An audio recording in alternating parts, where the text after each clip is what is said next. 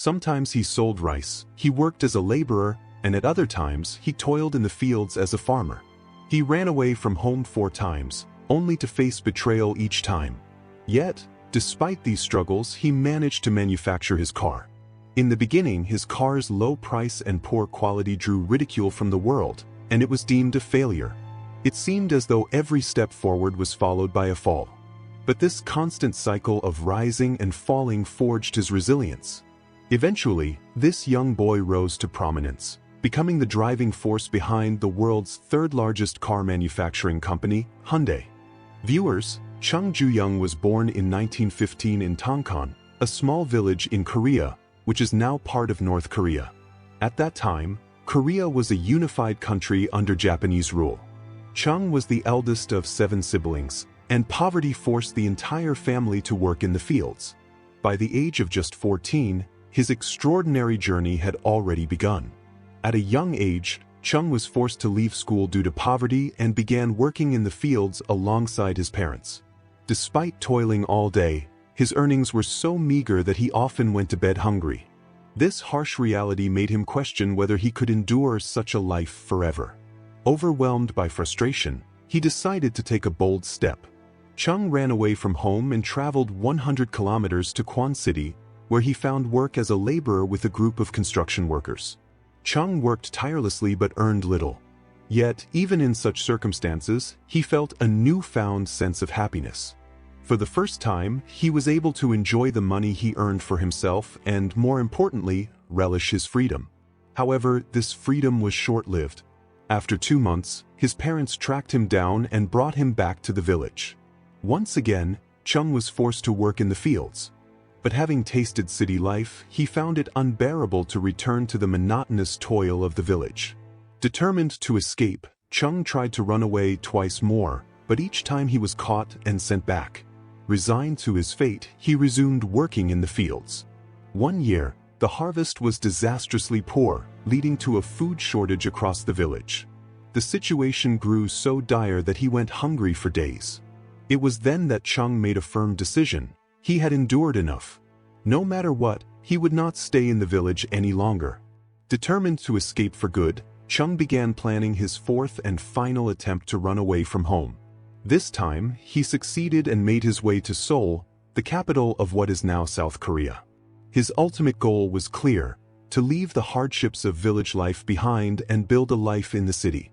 In Seoul, Chung was willing to take on any job, no matter how difficult or menial. He worked tirelessly as a construction laborer, a factory worker, and even as a cleaner. What set him apart was his dedication and commitment.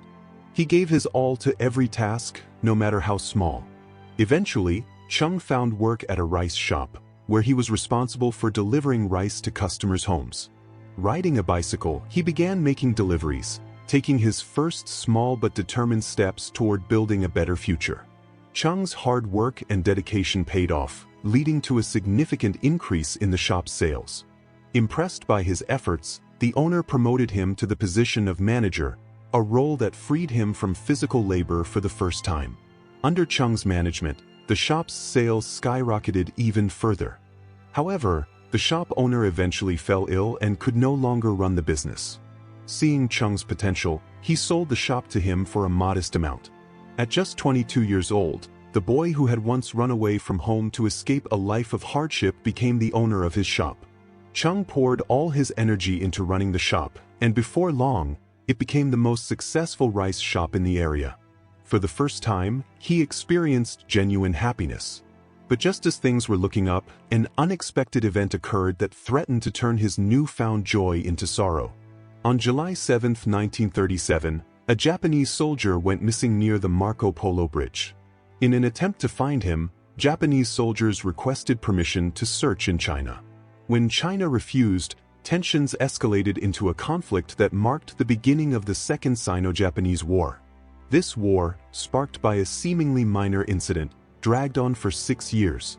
The prolonged conflict caused a severe rice shortage in both Japan and Korea, which was under Japanese occupation at the time. To address the crisis, the Japanese government took control of all rice shops across Japan and Korea, including Chung's store.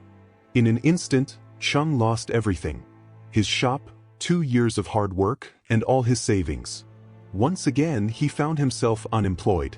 Despite this devastating setback, Chung refused to give up.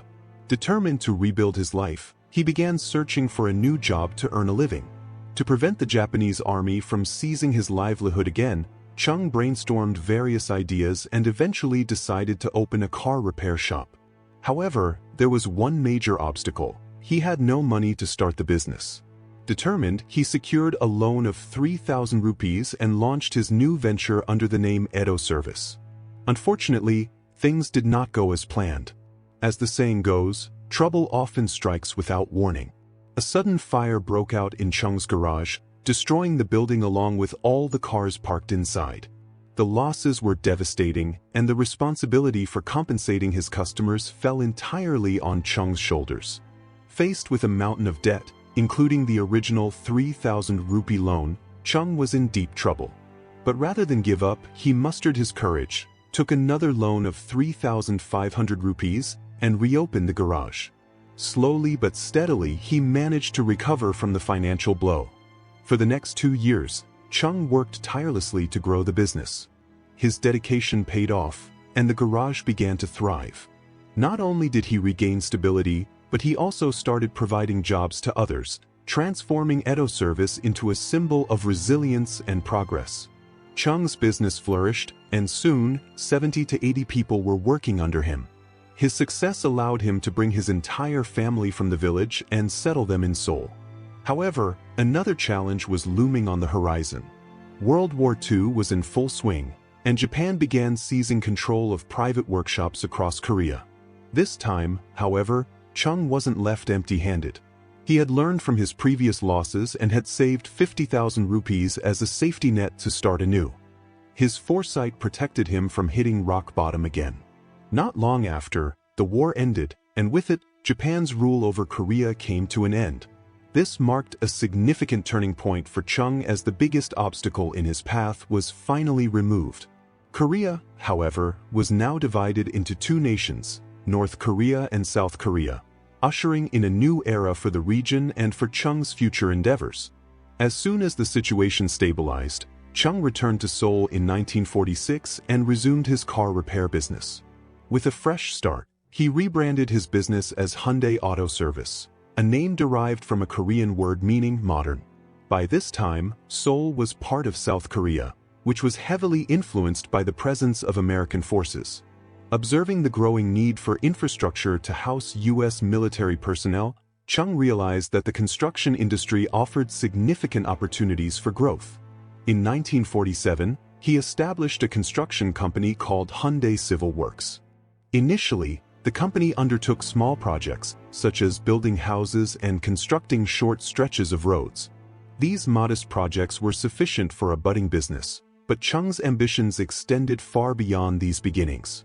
He aspired to secure larger, more impactful projects. However, history had other plans. On June 25, 1950, North Korea, supported by the Soviet Union, launched an attack on South Korea, marking the start of the Korean War. Seoul, being close to the North Korean border, became a target, forcing Chung to flee to Busan for safety. Despite the upheaval, Chung refused to succumb to despair. Assessing the new situation, he identified opportunities amidst the chaos. With the arrival of U.S. forces to support South Korea, there was a pressing need for military accommodations such as tents, warehouses, and temporary buildings. Once again, Chung adapted to the circumstances, devising a plan to profit from the wartime demand for infrastructure.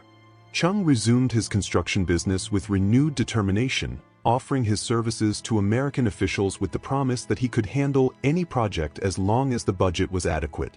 Chung and his team worked tirelessly, day and night, to complete every project efficiently and to high standards. This dedication paid off. Not only did his company thrive during the war, but it also established a strong working relationship with the Americans that continued even after the war ended. Chung's growing rapport with the American forces also strengthened his ties with the South Korean government. After the war, South Korea faced massive infrastructure damage, with countless roads and bridges destroyed. The government entrusted Chung's company, Hyundai Civil Works, with the reconstruction of critical infrastructure. The company grew rapidly, taking on larger and more ambitious projects, including major dams and expressways. One of South Korea's most significant dams, the Soyeong Dam, was built by Chung's company, as was the nation's largest highway at the time, the Gyeongbu Expressway. Chung's close relationships with the South Korean government and the Americans gave him a competitive edge. These connections allowed him to easily import heavy construction machinery from the United States, which was essential for completing large-scale projects. Thanks to his reputation and strategic relationships, Chung often secured contracts ahead of his competitors. Although Chung had successfully established his construction company, he longed to return to the car business. This time, he aimed for something bigger than just car repairs. In 1967, he founded Hyundai Motors and soon entered into a partnership with Honda. At that time, Honda's Kona model was gaining popularity in the market, and they struck an agreement to assemble the Kona car using Honda's technology.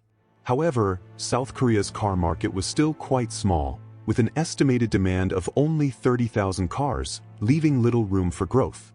Recognizing this limitation, Chung sought a new partner and soon formed a joint venture with Mitsubishi. Despite the potential of the partnership, the car market in South Korea remained stagnant, and the United States rejected their car. Undeterred by this setback, Chung pressed on, continuing to improve the vehicle. After refining the design and technology, he finally met the necessary standards, and the car was successfully sold in the US, marking a turning point for his automotive business.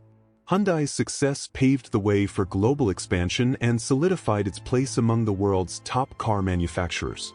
Honda's profits soared as the company expanded from South Korea to the United States. Initially, due to their low prices, the cars were ridiculed and dismissed as a failure. But Hyundai refused to give up. They worked relentlessly, introducing new models along with improved engines and parts. These new models quickly gained recognition in countries worldwide, including the United States, for their quality and affordability.